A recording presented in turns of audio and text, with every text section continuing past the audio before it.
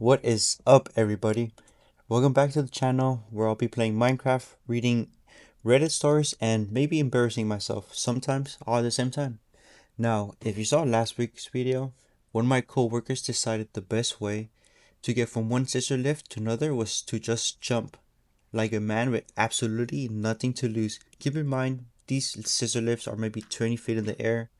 He got us all in trouble, which is crazy because I was standing there and I saw him do this, watching like an idiot. But then again, how am I supposed to stop him? I can yell at something, but I think he was like midway by the time I saw him. But anyway, this weekend I drove out to Oklahoma, walked into a casino with 40 buckaroos, and I think after some careful analysis, some strategic decision making, and honestly, some of the best reads I've ever had, I walked out with a whopping $2.21. 94% loss rates, which in my world is called leaving something on the table. But you gotta take what you can get. But honestly, guys, thanks for watching, and let's get right into it. As soon as I kill the spider, nice. Okay, so I taught my dog to use talking buttons, which she told me terrified me. My dog, Cookie, is a high energy Papillon mix with big furry ears and tufts of long hair. And when I first adopted her, I almost returned her because for the first 3 days she wouldn't stop crying. Not sure what kind of dog that is, so I'll put a picture of it. Now, of course, she is my baby. One thing that helped a lot with her energy levels and her constant boredom was the buttons. I'm sure you've seen them. Those buttons you record with your voice that dogs can press to say things like food or play or outside. Some people even train their cats with it. I might give that a shot. Cookie is up to 20 buttons. Sometimes she'll hit nonsense sequences, of course, and she seems to think ouch is a reaction to surprise, and I'm not sure if she grasps the emotions mad, sad, and love you. Though on days when I'm curled up on the sofa, crying from the stress at work, and she hits me love you, of course, I want to believe she knows what it means. Even if she doesn't, it still makes me feel better.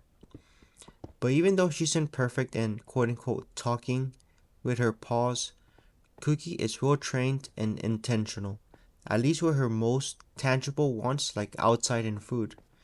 Though I'll admit, it's annoying to be woken up in the middle of the night with the demands of food, food, food. Yeah, I figured. I feel like my cats would be the same way. Anyway, one night I was woken up by the sounds of a recorded voice from the living room. Stranger. This was followed by the pattering of Cookie's little paws, followed by stranger outside. I admit, my heart skipped a beat. I lay in the bed, huddled under the blankets, reluctant to get up and investigate. For a long while, holding my breath, I lay there in silence. I listened to the dog's footsteps meander around in the main room. Finally, she pressed food a few times before coming back into the bedroom and curling up in her bed by the nightstand. In the morning, I checked around the house, but found no traces of anything unusual. I also did a Google search and laughed when I realized how many people have been spooked by their pets pressing stranger. I also creeped myself out with the story in the Daily Mirror of a woman whose dog pressed code stranger. According to the article, the woman was spooked by her dog's warnings of this code stranger in the corner of her living room. But in my case, Cookie wasn't warning me of any ghost. One morning she hit stranger before running to the door and growling. This was a correct usage of the button as a UPS driver was outside. When the doorbell rang, she actually barked, something she rarely does. Her heckless raised, tail down, and ears flat. I had to apologize to the driver as I accepted the package, and Cookie kept rumbling. Low and deep in her throat, I told her, "Go away," and she scolded off. Behind me somewhere, I heard the button for stranger again. "Sorry," I told the driver, who was laughing. "She doesn't like strange men." Why is he getting roasted? She sounds smart then. Do those buttons actually work? He was intrigued. Outside. Yeah, she seems to know them pretty well. So, food, mad. Sometimes she presses them randomly too, I admit it. Okay, well, she sounds mad and like she wants food. Have a nice day. I don't know what Cookie's history was before being adopted, but she's always been leery of men. At least until they bribed her with her favorite thing, food. In any case, later that afternoon she pressed stranger again. And when I looked outside, there was a turkey in our front yard. That's when it struck me. The other night, Cookie must have seen a raccoon or some animal that was a stranger to her. But then came the incident that made me rethink everything. I would just come back from a visit with my parents, and as soon as Cookie and I walked in, her head was raised. I was unloading bags when I heard, "Stranger, home." This sent a crawl of icy fingers up my spine. Cookie wasn't growling or barking, but she was alert. "Stranger, where?" I asked. When Cookie just looked at me, I repeated myself. She looked around the room, and then she trotted off to wander through the kitchen, came back out and went down the hall to the bedroom, came back to me, and wandered over to the buttons. Smell. God, the chills I felt then. Does this mean there is a lingering smell of some stranger? Could it have been a strange animal? A squirrel that got in through the window, maybe? Or the smell of something I brought in from outside? I went walking around the house. No signs of forced entry, though I do keep a key on their flower pot that anyone with half a brain and determination to break in could possibly find. It's a safe neighborhood, so I hadn't thought much of it. Now, though, I removed the key and decided I'll get a lockbox for the front door instead.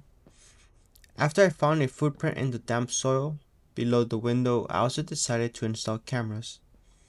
Cookie, meanwhile, had calmed down, and when I came back inside, I found her camped beside the food button. But the real reason I swear by these buttons and how beneficial they can be is because of what happened the next week. I was out doing some gardening and heard my name called by Greg, my supervisor at work. He was out jogging and we struck up a conversation. He asked if he could have some water and I let him in for a drink. And as usual, Cookie was growling, tail tucked and ears back, just like with the delivery driver. I told her to quote unquote go away and she backed off, though wouldn't stop giving Greg the stink eye. He had made himself at home in the armchair by the TV area and was remarking on what a nice place I have and asking, "Is it just you here?" When I heard my recorded voice from the living room, "Stranger, smell." Hmm. Why did you even let your supervisor into your house? That's pretty weird, but let's keep going. Now, the fact Greg had appeared on my street, casually walking up the sidewalk, well, it had sent up some red flags. He had always been a little creepy as a supervisor. Not enough to go bring a complaint forward or anything, but enough that I felt awkward about seeing him on my street. So when Cookie pressed the button, saying she smelled a stranger, it sent my pulse racing. Could this be the same stranger she smelled on the day I found the footprints outside the window? I told Craig I had to take her out for a quick potty break, and while outside, I phoned a friend and asked them to pretend it was an emergency. I came back in with my friend. Shoot, where did zombie come from? With my friend shouting loudly enough on my phone for Greg to overhear, and I told him something had come up and I had to run. We both went outside and I locked up and got in my car and waited until he was gone before I went back inside my house. I checked the cameras, wondering if I would find evidence of him swooping around my house, but there was nothing. I assumed that my fears had been overblown, that maybe he had freaked out at Greg unfairly and Cookie had pressed those buttons because she didn't like men. But 2 days later, the cameras caught him. On a Saturday afternoon, when my car was gone and I was obviously not home, Greg came strolling on my sidewalk. He looked around, seemingly trying to act casual, and then he went right to the potted plant, which he lifted, searching for the key. What? I felt nauseated watching the footage, and glad I had trusted my gut and Cookie's warnings about the bad vibes I was getting from him. I arranged to have the locks changed and a security system installed, and informed my neighbors to be on the lookout. I did some extra button practice with Cookie to make sure she would alert me if necessary. When I informed my boss, Greg was immediately let go. He sent me some expletive filled threatening emails and messages accusing me of ruining his life before I blocked them and filed a restraining order. This was all weeks ago. But the reason I'm writing about it now is because yesterday Cookie hit the stranger button again. Of all buttons, that one always gets a reaction from me. Oh. I immediately got up and asked her, "Stranger, where?" She turned a full circle and whined and then pressed home. That sent my pulse through the roof. I checked all through the house, no signs of intrusion. Nothing on camera either. My fluttering heart slowed. No stranger, I told her. She sulked and wandered away. She was out of sorts the rest of the evening. Then today she hit the button again. Mad, she pushed. And then, stranger, mad. It was nonsensical. I found myself trying to piece together meaning the way so many other owners do when their dog uses buttons in a way that doesn't make sense. Was she calling me a stranger because I haven't given her enough treats or pets lately? As in, don't be a stranger? But I knew that was a huge stretch. Was she saying she was mad because I wasn't listening to her about the stranger? Maybe. But there was no stranger. I checked everywhere, including the cameras. And then, because that button in particular always got me extra freaked out, I looked up Greg just to make sure. Oh, what is this music? I'm a little scared. I looked up Greg just to make sure he hadn't resumed stalking me. I went to his social, where it was clear from his recent post he still definitely held a grudge. He had made a bunch of rants blaming me for his life spiraling ever since his job loss. Other posts claim he had nothing left to live for, but that part that chilled me to the core, I found his obits. He ended his own life 2 days ago. Dang. So, from what it seems like, I'm pretty sure his ghost or whatever remained of him is haunting her as a revenge. At this point, I will get some essence, put it around the house, hire a priest, make sure the priest is able to get rid of anything bad, any ghost demons, because I'm not going to be sleeping in a house like that. If all else fails, a new house it is. But let's go on to our next story. And real quick before that, let's see if we can get out of this cave. Oh wait, I think I saw some down here. But next story. I work at a mental asylum. Everyone here. Oh, I heard an Enderman. It interrupted me, but let's keep going. Everyone here is sane, happy, and perfectly healthy. I applied for the job on Novim. It was one of dozens of government listing, anything that paid better than what I was making. Most of them I barely remembered applying for, so when I got the email back, I had to reread it twice.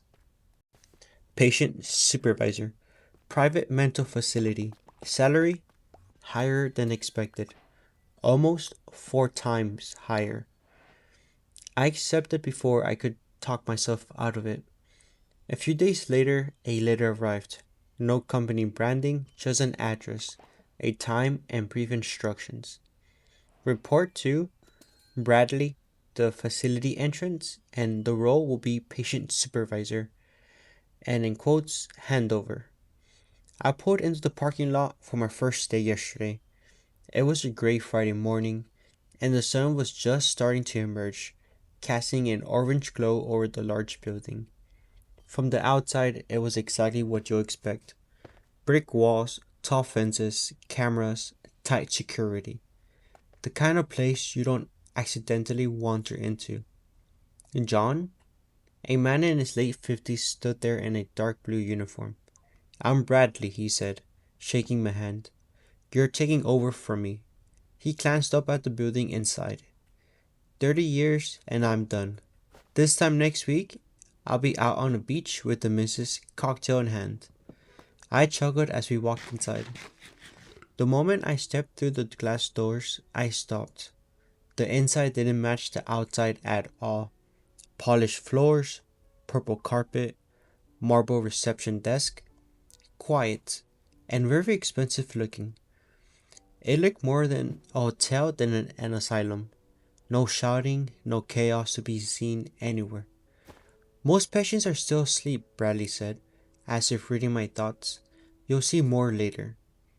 I followed him down the hall. The metal doors at the end had been wedged up, open with a shoe. He pulled them open and they slid apart. "Your job's simple," he began. "You get assigned one patient a week, follow them, observe, report anything concerning." "Like what?" He shrugged. "Honestly, nothing ever really happens." I raised an eyebrow. Just then, a door opened and a young man stepped out in a bathrobe with a coffee in his hand. He couldn't have been older than early 30s. He had dark hair, still damp like he'd just taken a shower. He looked confident and relaxed. He smiled when he spotted us. "Morning." I leaned slightly towards Bradley. "Is he staff?" Bradley shook his head. "Patient." I stared. The man approached, eyes flickering briefly to Bradley. For a split second he looked confused. Then Bradley grinned. The man's expression snapped back into place as if a switch was flipped. He smiled again and held out his hand. "Taiwan," he said. "Call me Tav. Good to meet you." I hesitated. Bradley chuckled and Tav laughed. "Oh, come on," Tav said. "I'm not gonna rip your arm off." I started. "Not all of us are running around in straitjackets, you know," he added casually. "This isn't Arkham." Bradley snorted. "Right," I muttered, shaking his hand. His grip was firm. When lunch came around, we entered the cafeteria. It looked more like a mini Michelin star restaurant than a hospital lunch half. The kind of place that served a droplet of food in the middle of a huge plate. Bradley sat with the patients, not near them, with them, at their table. I followed, hesitantly, and sat opposite him as the other patients filed in. Tav slid into the seat next to him, and a few others joined their side of the table. Tav was now dressed in a sleek black Nike running top and joggers, like he'd just finished a morning workout. "So," Bradley began, "what did you do before this, John?" "Office job," I said. "Admin." "Ah, the 9 to 5, said Tav nonchalantly, cutting into his steak. "Used to work in insurance, I get it." Just then, a young blonde woman sat beside me. She looked between me and Bradley for a second, then a smile spread across her face as she turned to me. "Bryony," she said, offering her hand. "You're the new supervisor?" I nodded, shaking it. She was wearing an Apple Watch. Right before I keep going, it seems like everyone here is pretty normal so far. I did expect people running around, people screaming, but these people are fitted, they got the Nike, they got the Apple Watch, but let's keep going. She glanced at Taff across the table and they grinned at each other briefly. I noticed it, but I didn't understand it. Then she turned back to me. "Someone's gotta replace him," she added, looking towards Bradley. "He's getting old." Everyone laughed, and the conversation drifted to Bradley's retirement plans. It felt far too normal, like lunch with coworkers, not mental patients. The tour with Bradley continued after lunch. Doctors in white coats nodded at us politely. I wasn't even sure who was a patient or who was staff. There were no gowns, no medication carts, no restraints. The common room had a fireplace and a huge plasma screen TV. Just people lounging around and chatting. It felt like a resort. By the end of the day, I didn't know what to think. Bradley handed me a folder and a small remote with a small red button on it. Schedules, protocols, he said. Any issues, press the button and staff will come running. Not that you'll need it. Then he looked around the place and sighed. Well, I'm out. He reached into his pocket, then he paused. Left my badge at home on my last day. Brilliant. I shrugged and handed him mine. Here, I said. Ah, thanks. Bradley swapped it on the door and handed it back to me, then gave me a salute and left. Across the room, Taff and Brioni were watching, amused. They probably just found it funny he'd forgotten his badge, I thought. I headed to the locker room to grab my things. The moment I stepped inside, the smell hit me immediately, metallic and pungent. I gagged, covering my mouth. What the hell was that? The lockers looked like they were pushed out further than they were this morning. I stepped closer and looked behind them, and then I saw it. A body was wedged between the lockers and the wall. One arm twisted beneath him, fingers stiffed and curled. His dark blue uniform was soaked through. Blood was smeared across the middle, drag marks, like he'd been forced into the gap after it was over. I screamed and pushed the button. The alarm sounded and staff rushed in, grounding around the body. The director glanced into the cab, then he looked at me slowly. Who you let in this morning? He asked quietly. Everyone was silent. But Bradley, I said. He pointed at the body. That is Bradley. Laughter erupted behind me. I turned around. The patients were crying with laughter. Taff was curving his face. Oh. And Brioni was almost in tears. Bro, these skeletons are low-key kind of OP. The director took a tablet from security and started watching the footage. As he saw me handing the security badge to the man in the blue uniform, his expression darkened. Then his face turned red. That, he said slowly, is not Bradley. That's Ed. My stomach dropped. You just let a patient walk out. He looked at me slowly, irate, his face twisted and furry. You had one job, he snapped. One job, you stupid government buffoon. The laughter behind me grew even louder. That's not... I stammered, mortified. I was just with... Did he even get you a uniform, he yelled. My face burned as the realization dawned. Come on, director. He's just a baby, Brianna said sweetly. You're gonna make him cry. Government wage slave, someone else snorted. What did you expect? The director turned to them. You think this is funny? You want this place shut down? Relax. We just wanted to see if Ed could pull it off. Taff smirked. Didn't think anyone would be that stupid. At least he gets you tax deductions. I stood there shaking. Not only did no one seem to care that there was a dead body behind the lockers, but now I was being widely berated by my boss, who I just met. On my first day at my new job, in front of an entire facility of mental patients who were joining in, and had all known that another patient was pretending to be a dead staff member for an entire day, right in front of me. The director waved a hand at security, who started pulling the body out. Dispose of it, the director muttered. Call legal. He shoved the uniform into my hand and glared at me like I was scum, then stormed out. The crowd dispersed, leaving me in a mortified silence.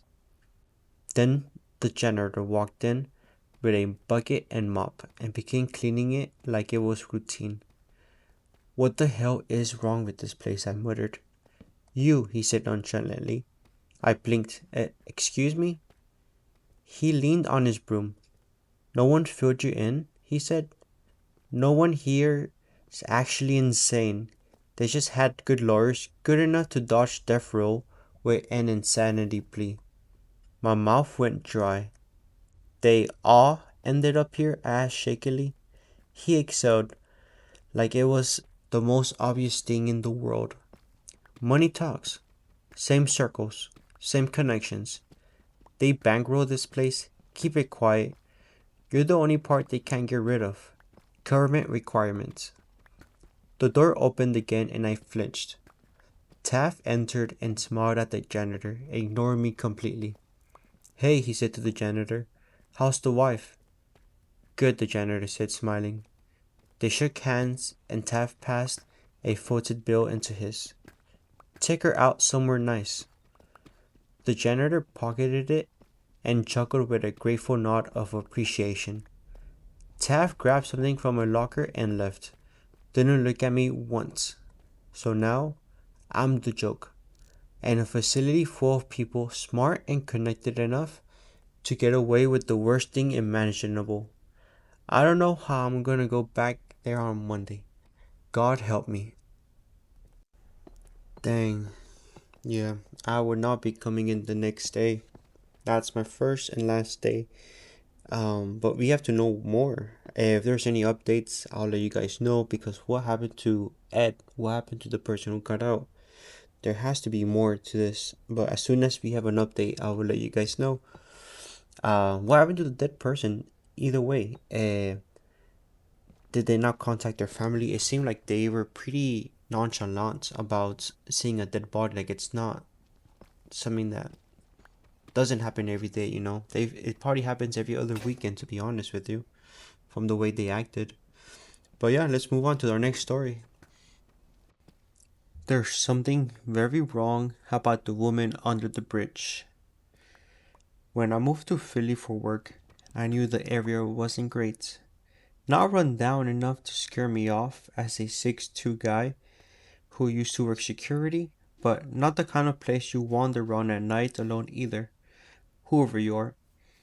My walk to work took me under bridge every morning, and that's where I first saw her. She sat on a flattened piece of cardboard near one of the pillars, head lowered, hood pulled up. A "Please spare change for food" sign scrawled in pencil was propped up beside her. At first, I didn't think much of it until I looked again. She had no legs. Not covered or hidden, just no legs.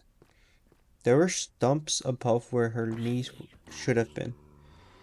Is this zombie just not gonna let me read the story? Okay, good. I paused and took a closer look. She couldn't have been older than her mid-20s, and that part struck me more than anything. Her face was grimy, and she had mangled, unkempt blonde hair, but I could tell.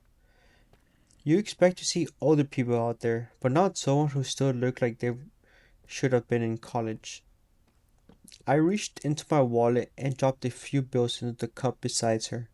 She didn't speak, she just lowered her head slightly. Everyone else walked past. The next time I saw her was the morning after the weekend, in the same spot, sitting in the same position. This time, when I gave her money, she looked up at me. Her eyes were wide, with something that looked like panicked desperation. I hesitated. You okay? I asked. No response. I assumed she was pleading for more cash, so that's what I gave her. But that wide-eyed look still persisted as I slowly walked away. Later that day, I got off work early and passed her again around midday, and this time she was looking down, as if trying to be invisible. It stuck with me for a while. The next morning, when I stopped again, she did something different. As I handed her money, she slipped something under and into my hand. A small folded piece of paper, gray and worn, like it had been through it. I opened it while walking.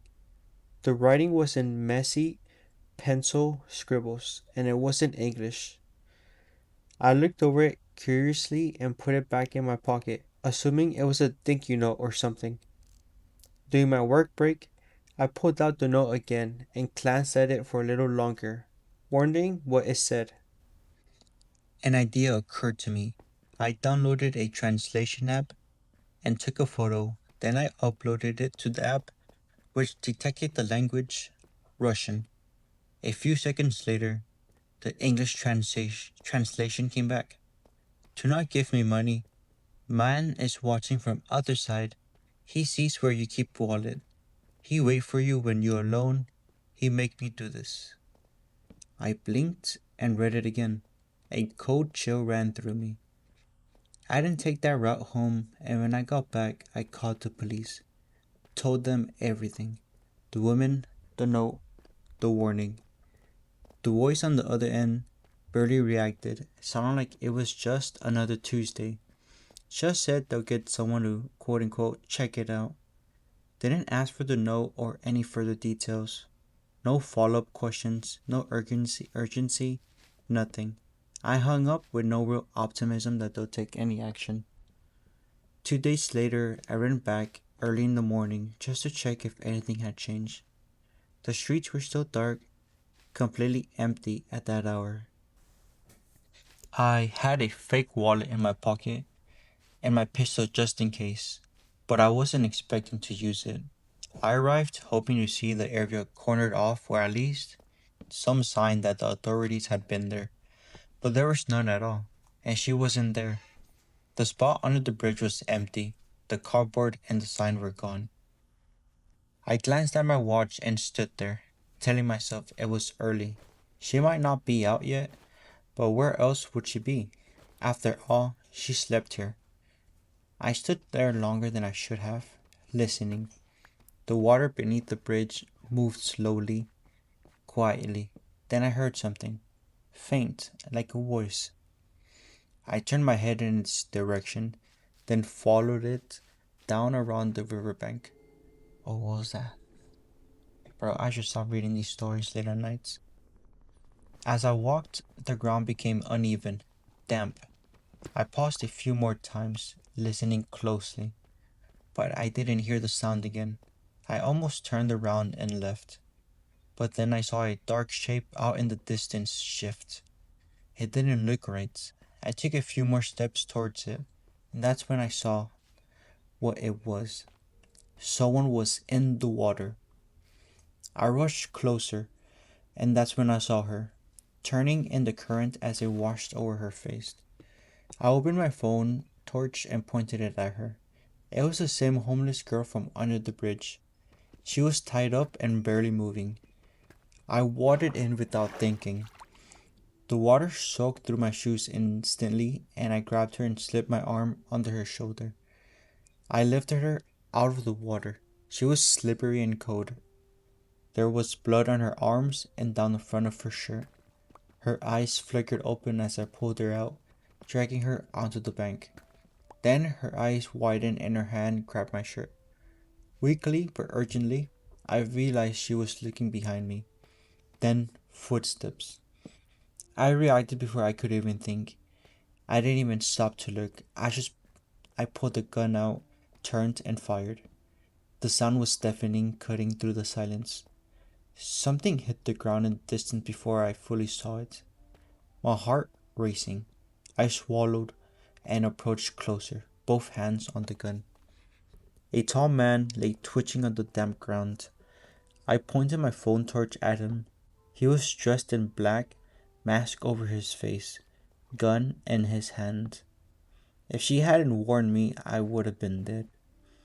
As I looked into his eyes, the realization dawned on me. This was him, the one using her, making her sit there day after day, pulling people in. When she looked at me like that, she hadn't been begging. She'd been trying to warn me, and he must have found out about the note. I felt sick. Rage flooded in so fast it drowned everything else. I aimed at his head and fired. Damn. He stopped moving instantly, but I fired again and again.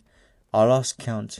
Each shot was louder than the last, splitting through the silence in the dark.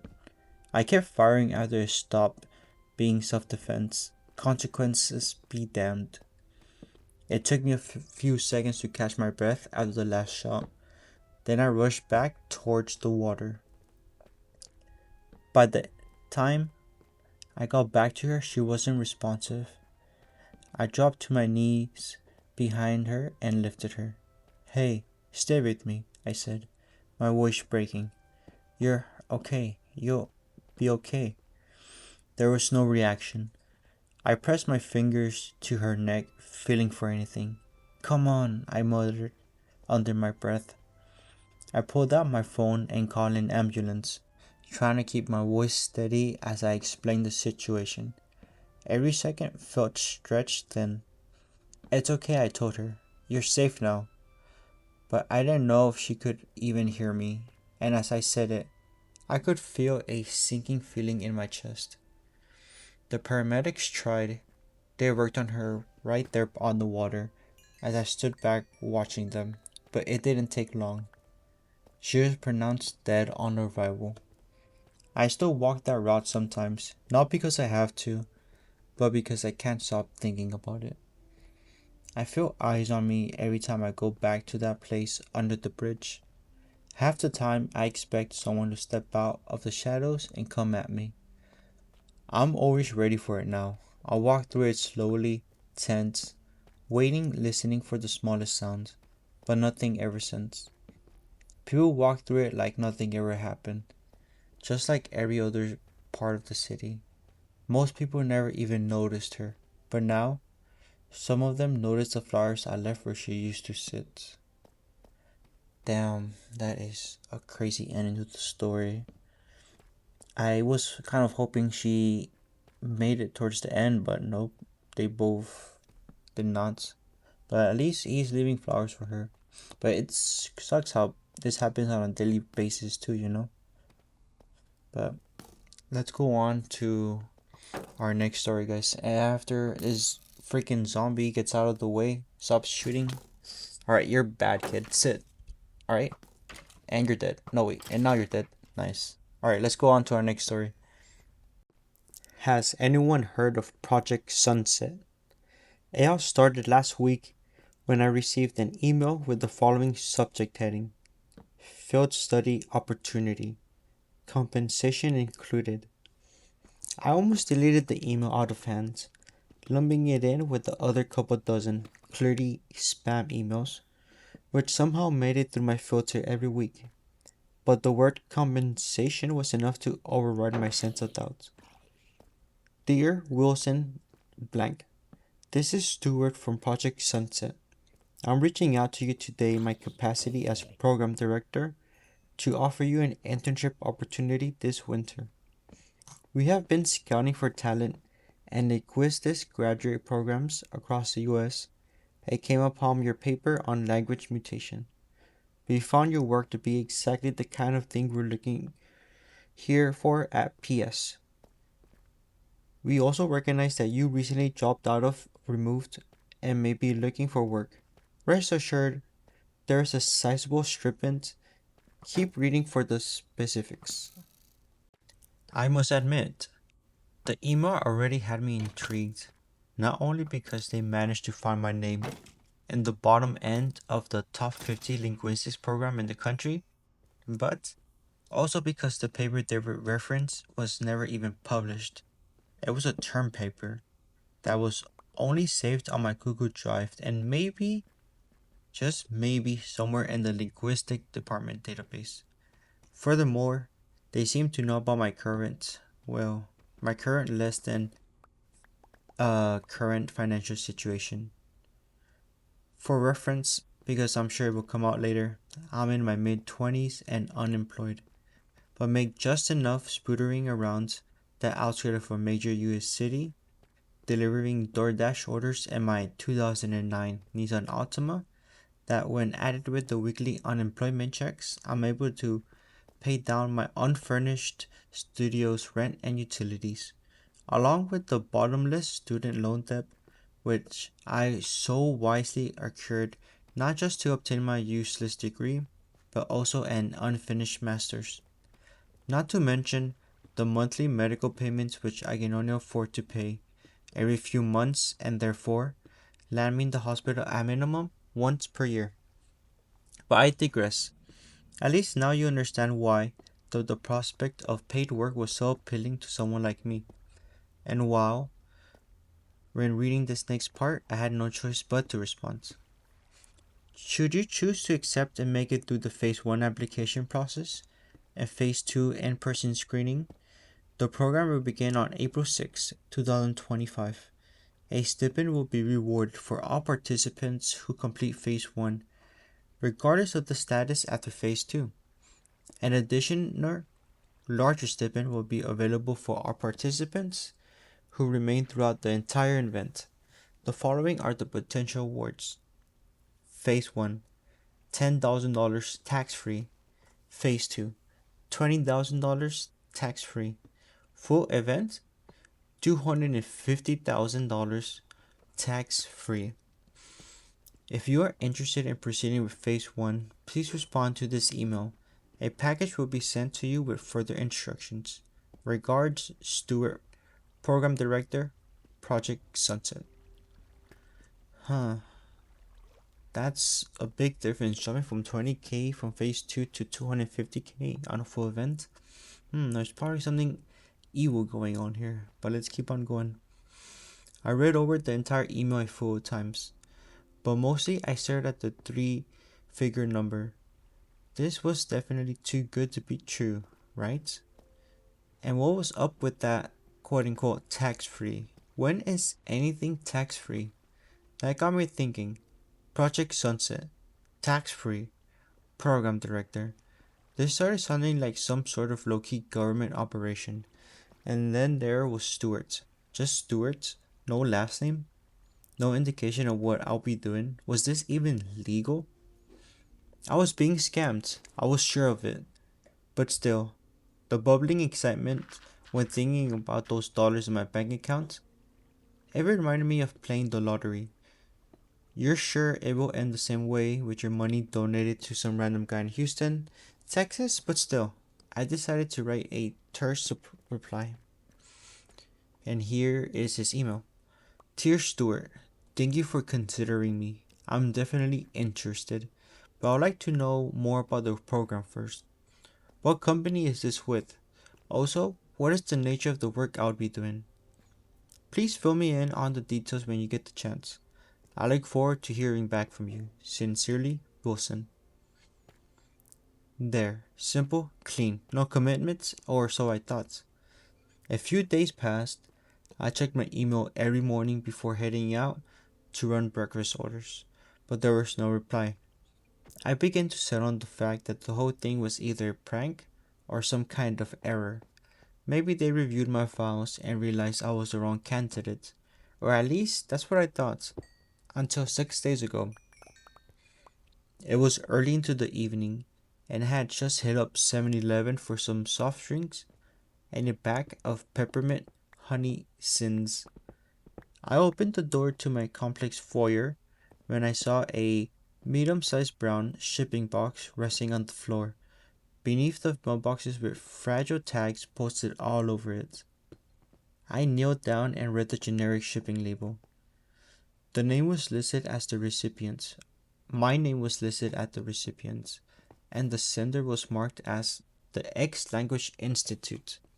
I knelt there for a minute, thumb pressed against my lips, waiting for my mental repository to return some recognition of the institution's name, but the search came back empty.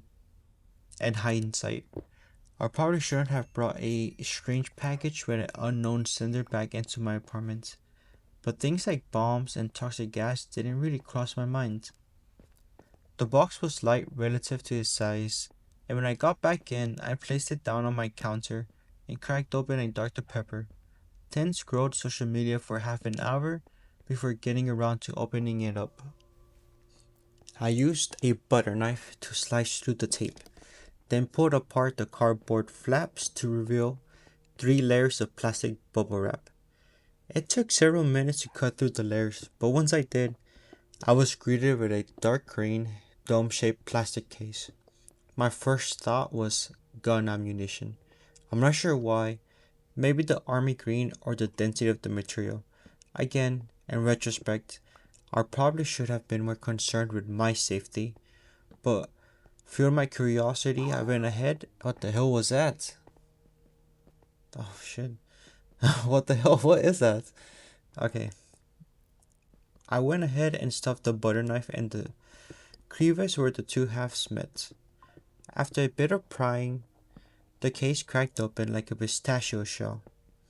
The only loose element was a piece of paper which was crumpled around the edges. I thought it would be some kind of invoice detailing the payment information for purchases I didn't make. Instead, I was met with a full-page letter, typed out in Times New Roman. The heading was titled, "For Wilson's Eyes Only." I read the first paragraph.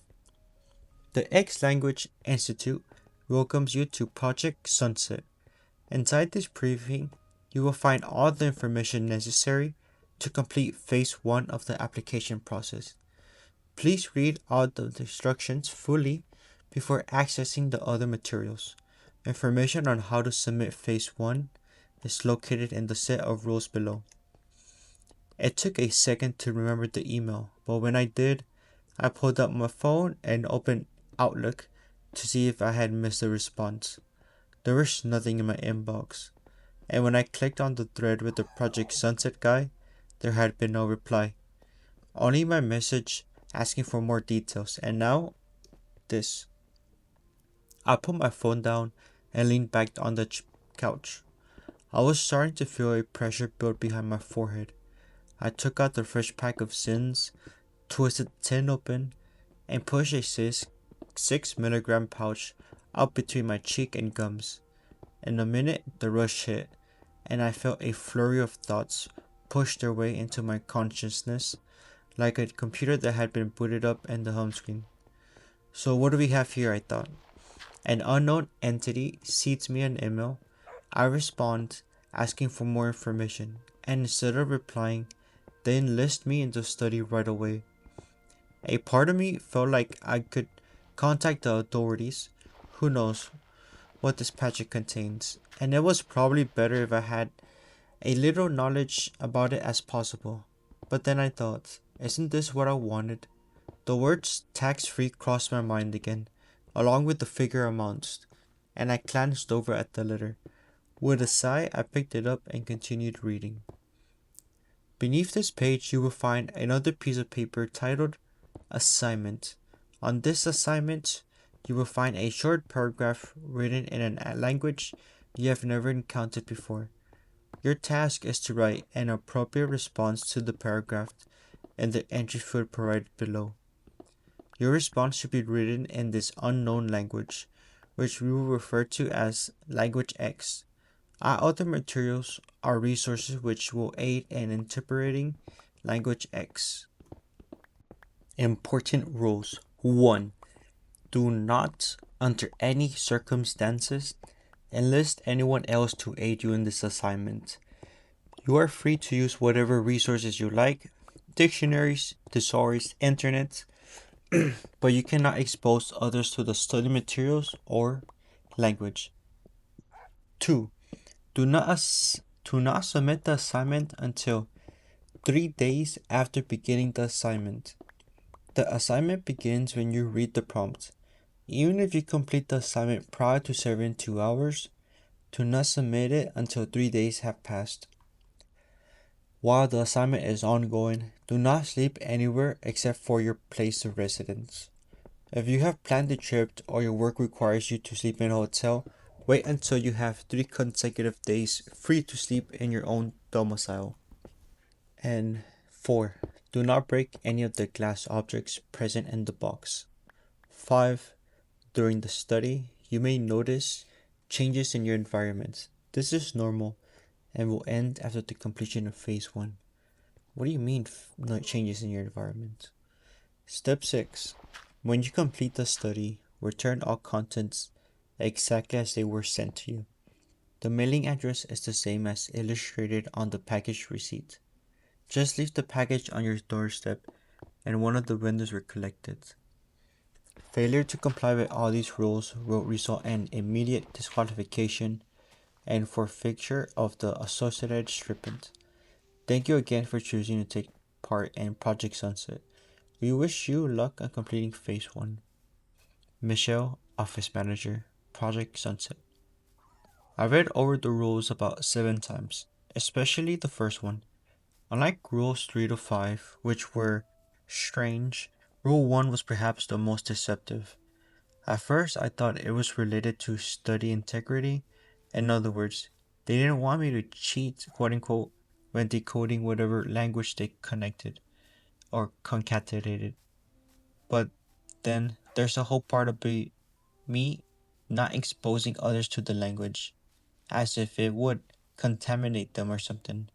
How could a language contaminate someone? And then added the whole part about sleeping in the same bed and changes in the environment. I was sure this was either some elaborate prank or a psychological experiment testing my willingness to follow instructions. I placed the paper back on top of the open case, which I had still yet to examine, and cracked open my laptop. I googled X Language Institute, Project Sunset, at home package linguistic test, decode language. Nothing came up. I opened Claude and asked it to search the internet for me, providing a few photos of the case and letter.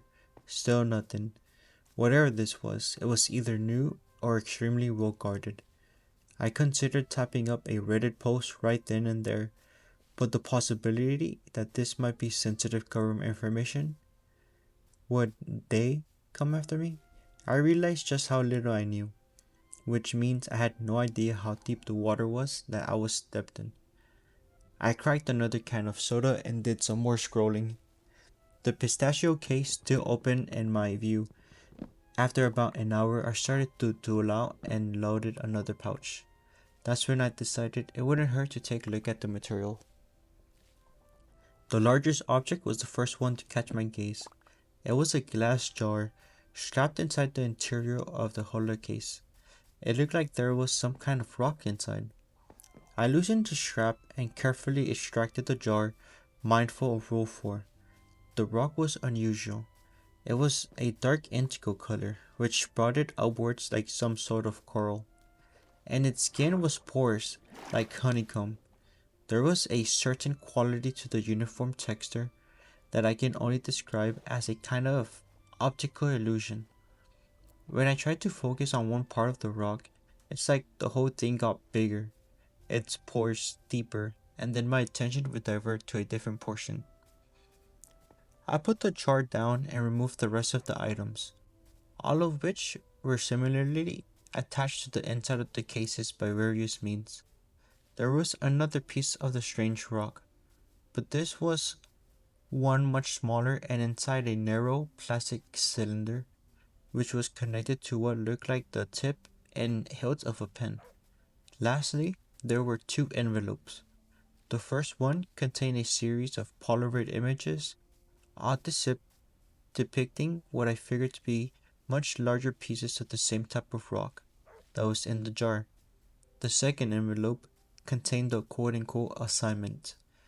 It was a half sheet of some kind of paper that was heavier than normal paper, though not like cardstock.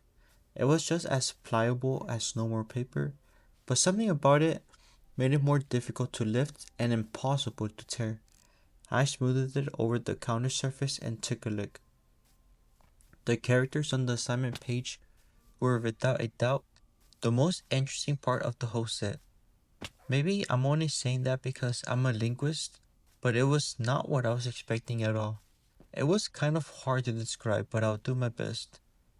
The first thing I noted was that the characters had no clear quote unquote word order or linear structure.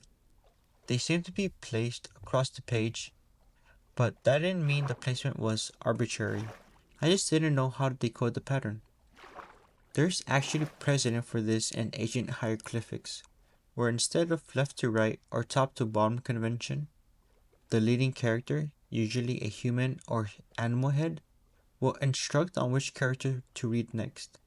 But without knowing which were the lead characters, I was shooting blinds. Additionally, the quote unquote characters didn't have a standard size or boundary. This actually made it difficult to count them, since some of the strokes could be read as part of a different character or in isolation. This might have been fine if the characters had a kind of feel to them the way most languages do. For example, considering the follow sequence in three different languages. English, she went to the store. Russian, and it's in Russian, and then Japanese, and I think, or Chinese, and the text in Chinese.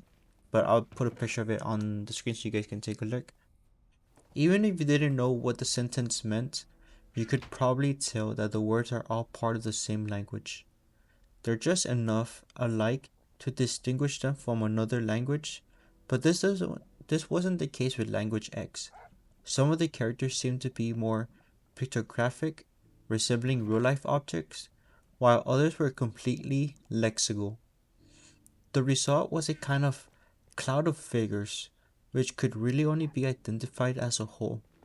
I had no idea if the language had a component or if the prompt was a sentence, paragraph, or a single word. The only part which I seemed to recognize was the likeliness of an open hand buried in the center right of the image. The rest was up for interpretation. After 10 minutes of studying, I moved over to the couch to think. I was pretty convinced at this point this was legit. At the very least, someone on the other side wanted me to attempt to decode the message. I didn't know who that was, and I didn't really know why, but something told me that this language was translatable. I wasn't sure if I could translate it, but the longer I thought about it, the more I wanted to try. Still, that little voice in my head told me that this was a bad idea, so I decided to compromise. The rule said I couldn't expose others to the testing materials, but it didn't say anything about reaching out to friends from our former program for advice. Plus, I figured if they couldn't find me, maybe they inducted other people I knew too. I sent Dan a message asking how the program was going. I go searched him on LinkedIn first just to make sure he hadn't graduated. Then I asked him if he heard anything about a Project Sunset or Language experiment. I kept it vague so as to not dump an entire essay on a dude I haven't talked to in almost a year. Right around the time he'll probably be finalizing his term paper. Afterwards, I tossed over some leftover pizza in the oven and let it heat up while I stretched for a movie. I made some room on my couch with the materials, scattering the Polaroids around the floor near my feet, and prepared for some casual language investigation. But halfway through the arrival, I know, so original, I had completely abandoned the movie and was deep in analysis mode. I started by attempting to sketch out the characters on a blank sheet of paper, but that proved incredibly difficult. I needed a replica that I could write on, something that would allow me to try and draw some boundary lines. So I took the assignment sheet to my scanner and made a copy. Only the page that came out was completely blank. I tried a few more times, even messing with the settings, nothing. That's when I got curious about the paper itself. I tried to make a little note at the top with the pencil, but the pulp didn't take. That's when I noticed the smoothness of the paper, as if there was a sheen of resin applied to the surface. I tried to mark it again, this time with a pen and finally with a Sharpie. Nothing took. I guess this was what the pen they supplied was for, except there was no ink with it, just the little pebbles. I did a little bit more investigating online, traversing the archives of ancient artifacts and pre-Phoenician languages. Nothing turned up. At least, nothing which seemed definitely from the same family. I was losing interest fast. I spent the last bits of time before dozing off on the couch, staring at the Polaroids. Whenever the images were taken, it was likely not inside a building. The lighting was dim and spotty, and the images themselves appeared dated, but the rocks were clearly visible. They had different shapes, with some concave like the inner mouth of a cave, while others were streaky like vines. but they all seemed to be centered around a giant console, which looked like a park bench for a giant. I sighed, my breath now heavy with fatigue, and set the pictures back down on the floor before turning over to sleep. That night I had a dream that I was walking on top of the honeycomb rocks. It was night and there was nothing else for miles in all directions. I was surprised to find that the rock wasn't hard. Instead, it was some kind of mix between freshly laid asphalt and a bed of mushrooms. The little pores were vibrating in such a way that tickled my bare feet. I knelt down and brushed my fingers across the grating. Then something awakened inside it. The vibrations leaped into the air as a din. The rock shook, and then the pores opened wide enough for me to lose my footing and fall inside. I jolted awake in a pool of my own sweat. At first, I didn't know where I was. Everything was dark, and then reality bled in from the outside, led by the dull morning light which was seeping in from between the half-mounted blinds.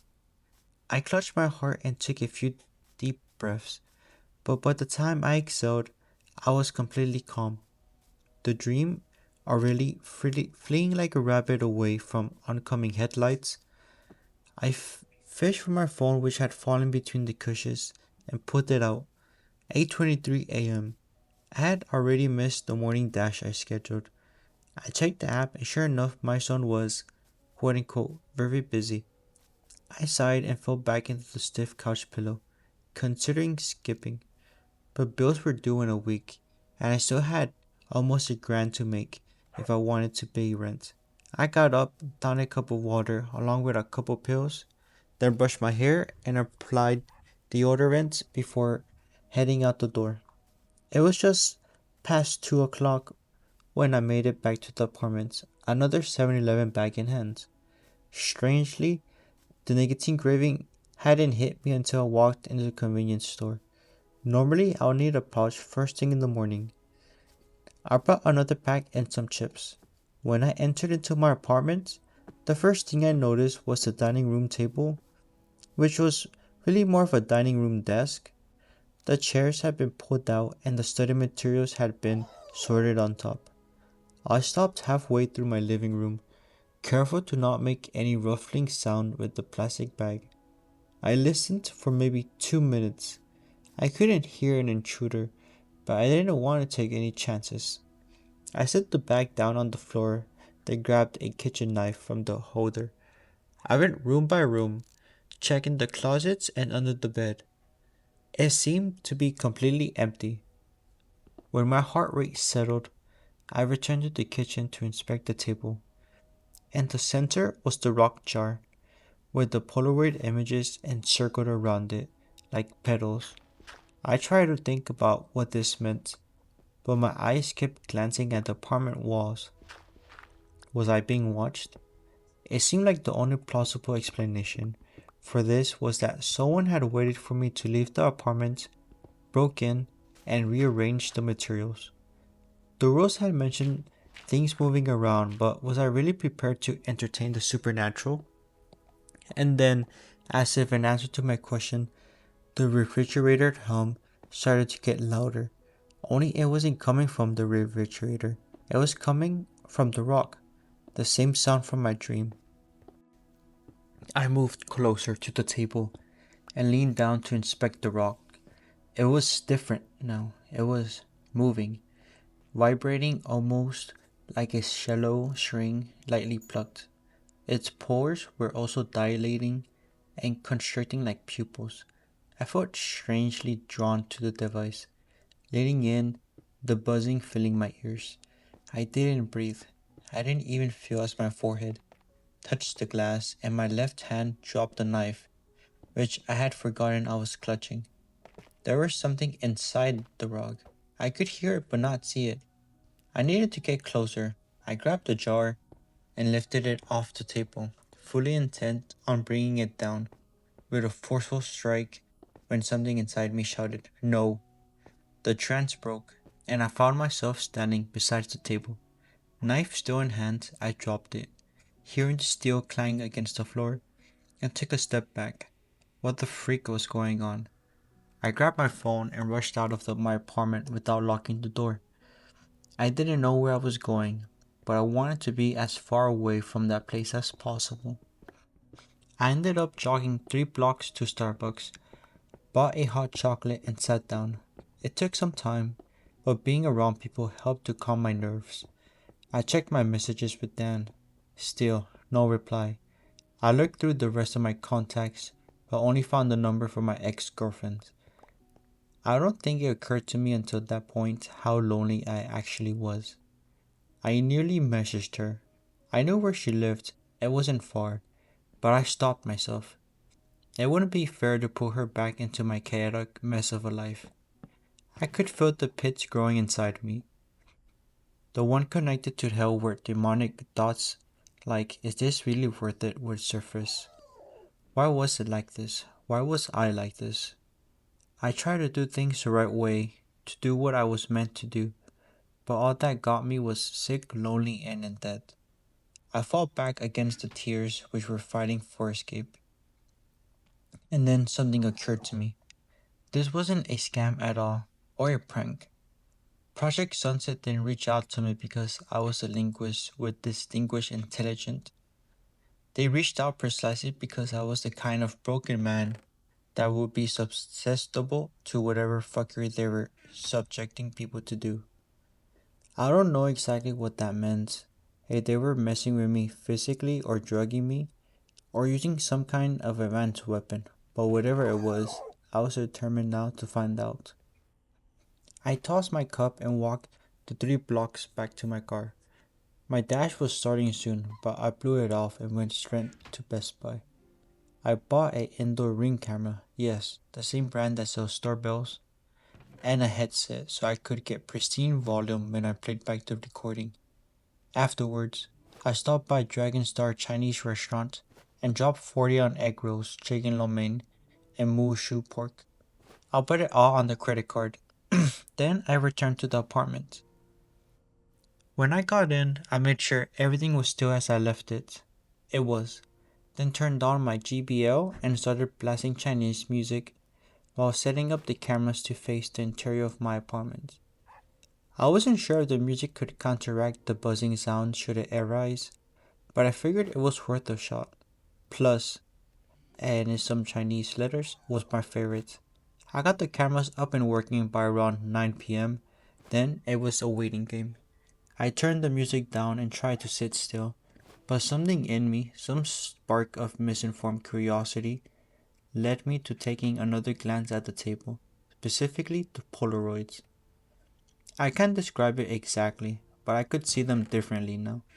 Their size and shapes were familiar somehow, and when they were arranged like this, I had previously thought that they looked like petals spaced equally from the jar, but they were actually scattered more like a cloud.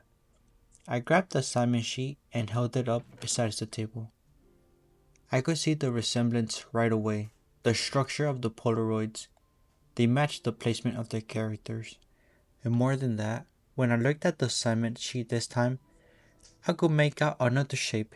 It was on the left hand side, a slope, kind of like a hill, and on top was a small mark that looked like a tiny person gesturing towards the open hand. Somehow I knew that that person was me. More time passed without any activity. I did some scrolling, reread the rules a couple times, checked my messages. 11 p.m. came and went. Then it was midnight, and I struggled to keep my eyes open. The light above the table was getting dimmer. I laid on my arm, one eye winking at the rug. Then I was walking through the interior of a tunnel. It was dark, but the walls were exuding a faint crystal-like luminescence, just enough to see the next few steps. In the distance was a sound of voices, harmonic, unlike before, and clearer. They were breathy, with large inhales, and then a kind of low-pitched resonant moan, which would break into the laughter like chirping of static electricity. There were several voices in the choir, and then they got louder as I entered through an opening into the intersection of various other passages. In the center of the opening was a console, and behind it was a giant monolith reminiscent of organ and a giant criadro. It was made from the same material, except there was an image etched into it, something I couldn't make out. There was a trembling as the console shook, and then opened like the splaying legs of an octopus, revealing a stairway which led underneath the large monolith. I felt the same force as before, like something was co-opting control of my limbs. I walked forward down the steps. There were even more voices now. The tune was shorter, more abrupt, almost frenzied. Something was waiting for me at the end. I saw a circular doorway up ahead with inscriptions and a face in the center. The voices. They were right behind that door. All I had to do was let it open and I'd see them, whatever they were. The vibrations were so strong I couldn't tell what was my heart and what was the music. My eyes were wide. I could see clearly now. I could see the inscriptions on the stone now. There were thousands of them, all intricate and moving along the dial. I reached out to touch them, and then there was a fully dark humanoid entity standing directly in front of me. It had no eyes, and it was a foot taller than me. I gasped, falling back into my bathroom tub. I hit the back of my head on something and lost consciousness instantly. When I woke up, I felt like I was underwater, delirious, like Paul Sheldon in Misery. Wave after wave of pressure entered my head. Not quite pain, but almost. Like it was falling back, and right before it thumped against something, it would chuck around. I managed to climb to my feet using the sink to hoist myself up. I glimpsed myself in the mirror. There was something off about my face, but I wasn't sure if it was real or the delirium. My mouth, it was open, but I didn't feel like it was, and my pupils were severely dilated. I reached out to turn on the faucet. I could hear the water, but I could no longer see. Then I lost consciousness again. I came to feeling drunk. I was stumbling through my apartment, gesturing. I had no idea what my gestures meant, but I could see my hands in front of me. I walked over to the dining room table. The Polaroids. They were no longer images. They were actual rocks hovering in the air. My tongue was numb. I couldn't talk, but something else was speaking. I saw the assignment sheet on the table. Next to it was the pen that I hadn't touched since opening the green case. It was full of black ink now. Did I do that? I barely registered the thoughts. Another skip. This time I was standing an inch from the wall, staring at it. I heard a static sound in the background. My hands gripped into fists, then released several times. I turned around and saw myself, my very own body, standing in the bathroom doorway. All the lights had been turned off, but I could still see the entity behind me. It had its hand on my right shoulder. I watched as my projection stepped towards me. I followed suit. We met once again at the table. The "not me" pointed at the assignment, which was illuminated by the glowing of the rocks. I looked, and this time I could read it. The open hand was actually the cave where the entities lived. It was a lower realm. It was like the soil where roots took hold, and I was the flower. They were offering me water, knowledge, which were comma-like symbols that floated up towards the sky. And in the center of the question, which kind are you? I wasn't sure if any of this was real, but I felt a strong impulse to reply. I picked up the pen and bent down to see the answer line. I turned and looked back at my own face. It wasn't really my face. There was an emptiness to it, a shell without anything inside.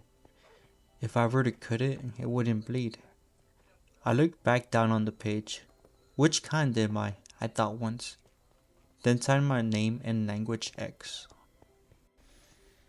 I woke up at that noon the following day with a massive headache and a giant mess of an apartment. My couch pillows were strewn around the floor, along with papers and silverware. My fridge was open and filled with particularly eaten food and open beverages. Anyone else would have assumed there had been a wild party. Anyone except for me. I still remembered flashes from the previous day, mostly confrontations with the entity, my out-of-body experience, and writing in language X. I checked, and sure enough, the answer line had been filled in with purple ink. I didn't know what to do. My body felt like it had been used as a punching bag, both physically and emotionally. I was numb. I drank a glass of water and went back to sleep. I woke up that evening feeling slightly better, enough to think. I started cleaning up the apartment, but I avoided the dining room table. I never want to see that rock or language X again. Unfortunately, that wasn't really an option. The next morning, I was feeling almost back to normal. I didn't have any weird dreams. Nothing was moving around the apartment, whatever it was. It seemed like it was over, but I didn't want to take any chances. I went ahead and did exactly as the instructions requested. I packed everything up, reboxed it with the return shipping label, and left it in the apartment complex's main room. I spent a few hours just sitting on my couch, not thinking. It's as if my capacity to think and feel had been shipped to the rocks. Every time I thought about moving, going to DoorDash Drive, picking up my phone, getting something to eat, I just thought, what's the point? Was I depressed? I couldn't tell. I eventually found my sense and they helped a bit, enough to get me driving again. For the next couple of days, I tried to re-establish my normal routine, all the while holding off looking at the footage I knew was captured on my laptop. It was too soon, because I knew when I looked at that footage, it would all become real. Until then, it was just a bad dream, but I couldn't hold on forever. This morning, I skipped my dash and went to the same Starbucks as before. I got a coffee this time. Then, I found a booth and opened my laptop, hovering over the MP4 file. Part of me hoped that it would be blank just like when I had tried to scan the assignment sheet, but that wasn't the case. I fast forwarded through me waiting, eating, scrolling, until just after midnight when I dozed off. Nothing happened for maybe 30 minutes, and then I watched as I stood up and walked into the bathroom. The camera was at such an angle to where I could only make out the back half of my body from the side angle. The arms were moving, but I couldn't tell what they were doing. Then, after about 10 minutes, I jumped back and fell into the tub. The impact was violent. My head snapped against the porcelain and my body went slack. Watching it made my stomach lurch. I skipped forward. After I woke up, I saw myself do a series of bizarre things, like stepping very slowly on top of my counter, opening and closing cabinet doors, pacing in circles, messing with the TV channels. I practiced all kinds of movement, stretching, clapping, gurgling. I ripped the couch cushions out and danced on them, then went to the fridge and began hoisting out items, taking a bite, then setting it back down. I finally turned off all the lights, walked into the wall, and stood there for 3 hours. Then there was a light. Not a reflection, not a lens glare, a gray-white luminance in the shape of a person standing in the doorframe. The ring's night vision couldn't resolve it. Everything else in the frame, the counter, the walls, my own body was crisp, but this shape was blown out, like staring at a flashlight through wax paper. It had mass, it had height, and it was standing exactly where I remembered the entity being when I watched myself from across the room. I cranked the volume and pulled the headset tighter, clutching the two muffs over my ear. I could hear it. The low, steady hum of the rock. The phonetics of Language X. I paused the video and tucked the headset off. My heart was racing. I waited to see if I would hallucinate again, if something would take over. I watched for several minutes as patrons passed, from entrance to line and back again. I listened to the beeping of the miniature ovens, the sound of the mixer. When I was grounded, I put the headset back on and pressed play. The sound became louder, more distinct. A low wail into an electric grumble, repeated again and again and again. And if it were beckoning to me, come here, come here, come here. Finally, I moved. And when I did, the dining room flipped with me. The rocks, the Polaroids, all of it blazing with the same unresolvable light. And the entire image washed out to white, solid white. For 17 hours, I scrubbed through the whole thing, white, white, white. And then, as if someone had switched a switch, the feed snapped back to normal. There I was, sitting up on the couch, blinking. Noon. I closed the files. It was all real, and I could prove it. Maybe there was no one else who would believe me, but now I know. Language X is real. Like other language, the quickest way to learn it is by using it. Immersion. But in my case, I didn't even have to leave my apartment. The only question left was, just who was I communicating with? And perhaps more importantly, who wanted me to be communicating with them? I once again checked my messages. Dan still hasn't responded. Even if he doesn't know about Language X, he should have at least said as much for now. He hadn't ever opened my message. I ended up texting a couple old people from the program, Shane and Nadia. Then out of curiosity, I looked up the program as a whole online. When I clicked the news section, there were 3 local articles, all highlighted with the same message. Graduate student found dead in off-campus apartment. It was Dan. His body was discovered by a neighbor over a week ago. His apartment was in disarray. Pieces of broken glass were recovered from the scene, along with a pen-like instrument near his right hand. Forensic analysis of a dark purple fluid on the pen's tip revealed to be consistent with the victim's own blood. A concealed needle mechanism in the device appeared to function as a crude syringe. The cause of death was still under investigation. No suspects, no signs of forced entry. I closed the laptop. All of the details pointed to Project Sunset, to Dan breaking the rule number 4 and breaking the glass. But the one detail that struck with me, the most crucial piece, I rolled up both my sleeves. There, on the vein of the left arm, just past my bicep, was a red dot. A mark where a needle had been inserted. My stomach turned to stone as I realized that this is what I must have been doing in the bathroom. And if that was my blood in the pen, I didn't just answer a question, I had made a pact with something. I felt a buzz in my pants and jumped so high other people took notice. It was my phone. I pulled it out and saw an email notification. The subject line was cut off but read, Response: Field study opportunity compensa.